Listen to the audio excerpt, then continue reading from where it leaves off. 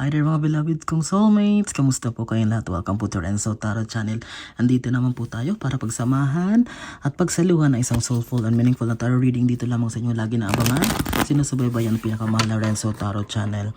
Okay, if this is your first time po sa ating channel, please don't forget to like, mag-comment po kayo kapag nakarasanate kayo at please don't forget to subscribe para mas lalong lumago ang ating channel at mas marami pa tayong mga soulmates matulungan at makakilala dito sa ating channel. Okay, ang ating pong reading ngayon ay reading po para sa ating mga pinakamahal na nasa sign ng Gemini.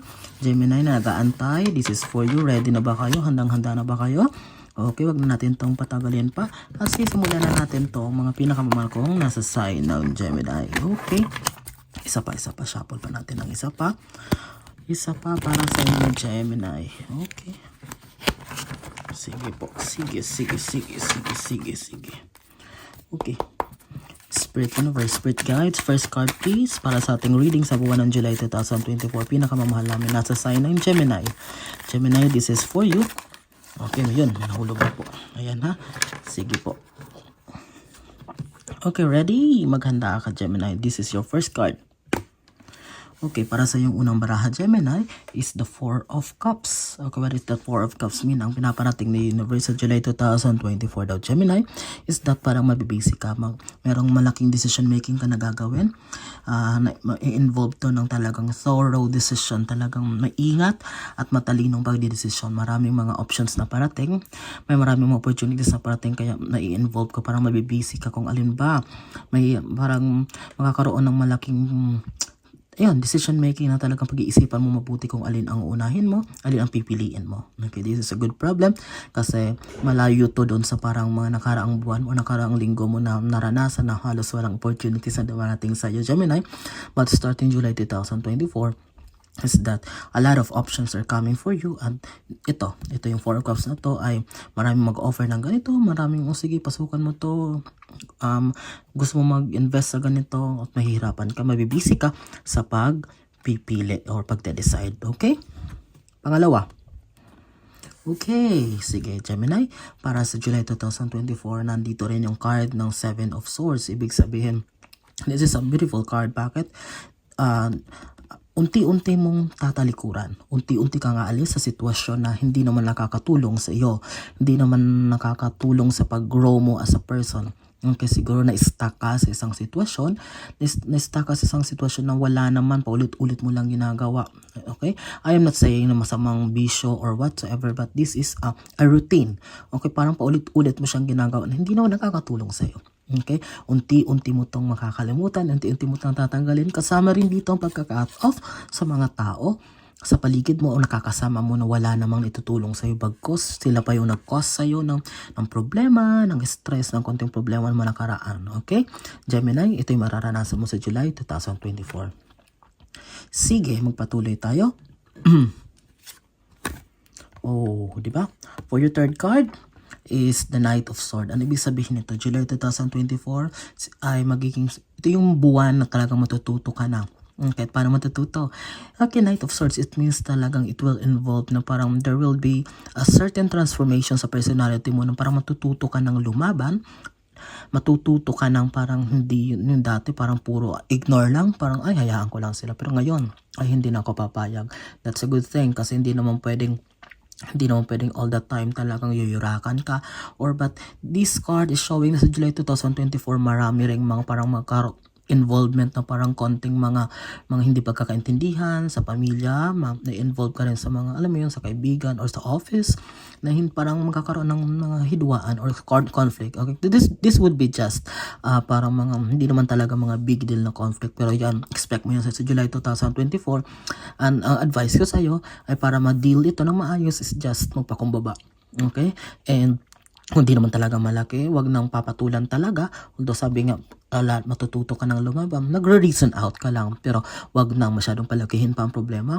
Ignore na lang kung talagang kaya mo naman ignore. Kasi magiging okay naman ang lahat.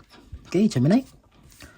Okay, sige, magpatuloy tayo. Again, if this is your first time po sa ating channel, please don't forget to like, mag-comment po at mag-subscribe po. Okay, I'm praying na marami pang Gemini makapanood nitong reading natin ngayon. I-share nyo to sa mga kaibigan nyo, kapamilya, kapisina na mahilig rin sa tarot reading para mabigyan din po natin sila ng soulful and meaningful na tarot reading I'm hoping and I'm praying na sana magtuloy-tuloy na po ito habang may oras po ang inyong lingkod. Sisingit po talaga.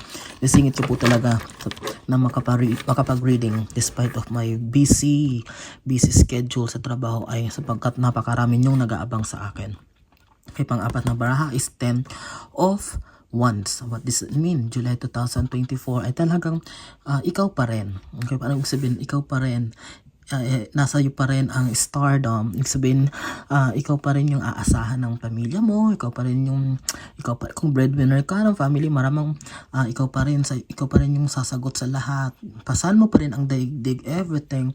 Talagang kasama na yan sa Gemini sa pag isinilang kang parang breadwinner of the family. But all in all, pagpatuloy mo lang yan, although talagang there are times na parang gusto mo nang you are questioning yourself, bakit ako puro na lang ako, bakit ako burden ako sa office, parang sa akin na binibigay lahat, sa pamilya ko ako'y naasahan ng lahat, bakit ganon?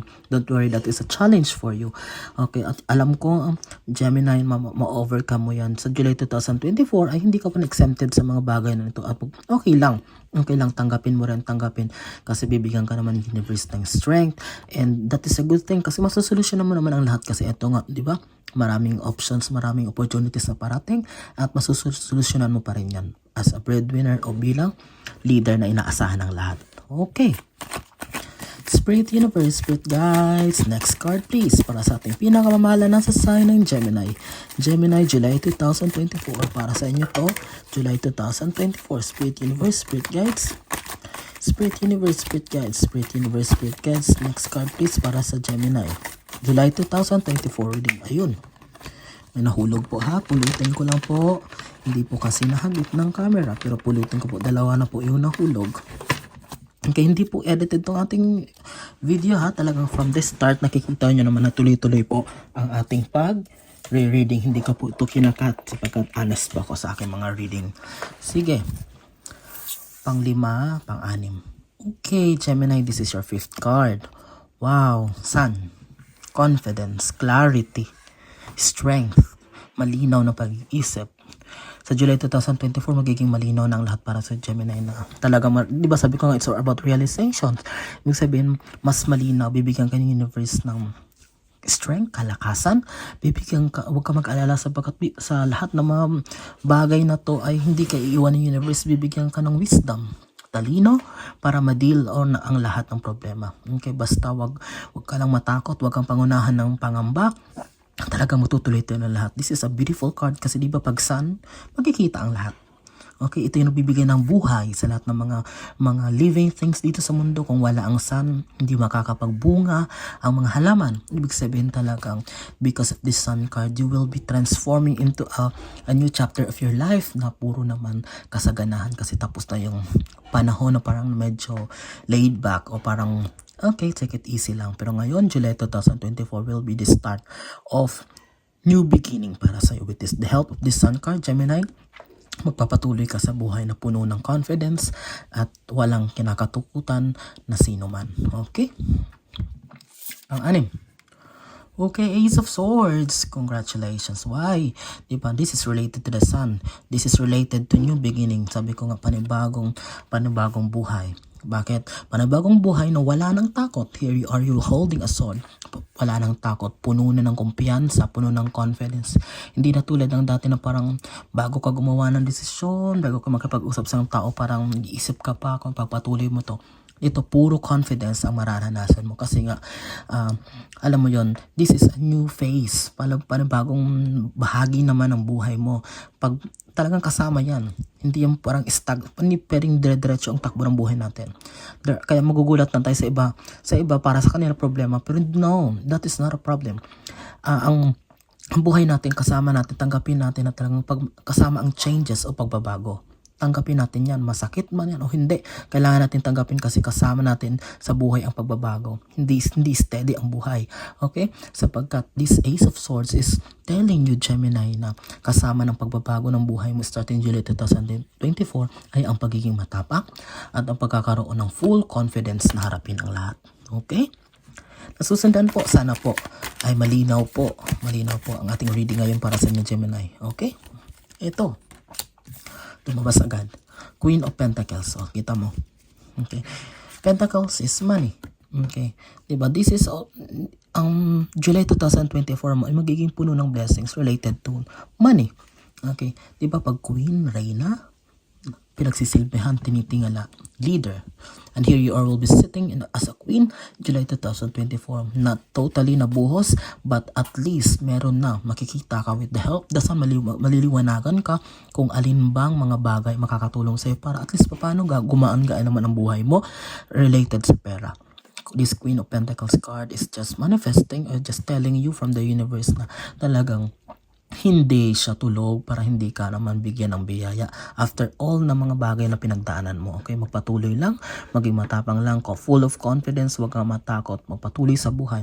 Okay, hindi posibleng hindi mo makamit tong malaking biyaya. But July 2024, at least somehow makikita mo na unti-unti nang darating ang mga ito. Okay. Maraming salamat po ha sa inyong walang sawang tiwala, suporta. Lalo-lalo na ngayon sa ating pagbabalik dito sa channel. Maraming po. Sana po yung iba pong medyo nawala. Nakala nila po wala na talaga yung time reading. Sana po makabalik po ang ating mga returning viewers. At alam kong matutuwa sila kapag nalaman nila nakabalik na po tayo. Nagre-reading na po ulit tayo. Maraming salamat po. Sana wag po kayo magsawa na tayo ay subaybayan. At please, i-share niyo po ang ating video kapag may ayun, nahulog na isa. 8. Last 2 cards po. Ayun. Kompleto na po ang ating baraha. Sige po. Okay, Gemini, July 2024, pulitin ko po yung isang baraha na nahulog. Ito, ayusin natin. This is the 8th, 9th, and last card. Okay, Gemini, sige. Okay, para sa 8th card mo, Gemini, is the 2 of Wands. Okay. Ano ibig sabihin nito? Kasama ng panibagong mundo, panibagong chapter ng buhay mo na mag-unfold sa July 2024. Kasama sa transformation is that magiging, yun na, ulitin ko, this is related sa dito, sa unang barahan na talaga magiging wise ka na. Kasama dito ang pagiging matalino, pag-test of the waters, taking both sides of the coins na hindi na tulad ng dati na talagang go lang ng go. Okay? Ngayon, everything na gagawin mo ay may pag-iigihan mo, magiging matalino ka sa bawat desisyon na gagawin mo, and that is a good thing, Gemini, kasi sa panahon ngayon mahirap na tayo ng pera, mahirap na lalo pag nawawala ng trabaho at hindi basta-basta may biyaya na parating. Okay, kaya kailangan natin ng eagerness na maging matalino at maging mapagmatsyag. Of course, testing the waters first before jumping to it, and kapag ito ay para talaga sa nakakabutin sa atin for the long term, at yun, sunggaban nyo yun. Sapagkat, but don't you worry, kasi andito naman yung sun card sa universe ang bahala para magbigay sa iyo ng malinaw na desisyon. Wow! 9 card is the King of Cups. Lumabas ang Queen of Pentacles. Pero now, King of Cups, hari ng mga achievements, biyaya.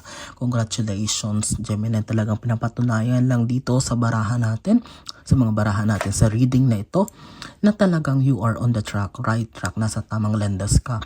Okay, July 2024 will be this, kumbaga ito yung magiging starting line. Kumbaga nasa marathon ka, sumali ka sa isang sa parang race, pero nasa yung July 2024 na yung magiging starting point. Dito yung magsisimula ang lahat. Patuloy. Although kasama dun sa pagtatakbo mo sa marathon na to, sa race na to, may konting mga hindrances, may konting mga problema, but hindi ka makapatinag, di ba? Sabi ko, dahil bibigyan ka ng tapang, ng wisdom, talino, ng confidence sa universe. And here you are like a king, as a royalty hierarchy, talagang magiging inspiration ka sa lahat. Marami ka may inspire na hangaan ka, sapagkat kung paano mo naiangat ang sarili mo na paggaling sa walang-wala ay bigla na lang. Okay? Talagang magtatagumpay ka sa lahat ng bagay. Gemini, 10th, and last card po. Okay, Queen of Wands. Wow. Congratulations. Bakit? All of these cards, puro royalty ang lumabas. Queen of Pentacles, pera. King of Cups, kasaganahan. Queen of Wands is all about your health, your security, your safety sa araw-araw. Dahil katapat din siya sa Sun card, don't forget lang na maging maingat din sa araw-araw. Of course, samahan ito ng prayer, samahan ito ng meditation, but all in all, this is just a minor mga alam mo hindi ko na alam kong Gemini hindi mo makakalimutan itong mga bagay, itong mga basic na to sapagkat kasama nito sa routine mo ng buhay mo.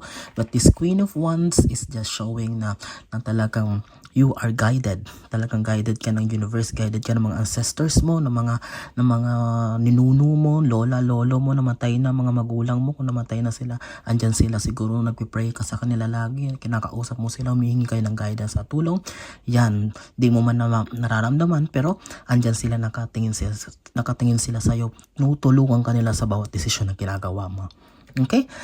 Yan, ang isa namang soulful, napakaganda, meaningful na tarot reading natin pinagsamahan dito sa ating channel, Rezo Tarot Channel, para sa inyo mga pinamahal kong Gemini. Again, please don't forget to like, comment, at share nyo po ang ating video para mas marami pa po tayong matulungan. Maraming salamat po. Ano pang ginagawa nyo ngayon? Mag-iingat po kayo lagi and God bless us all.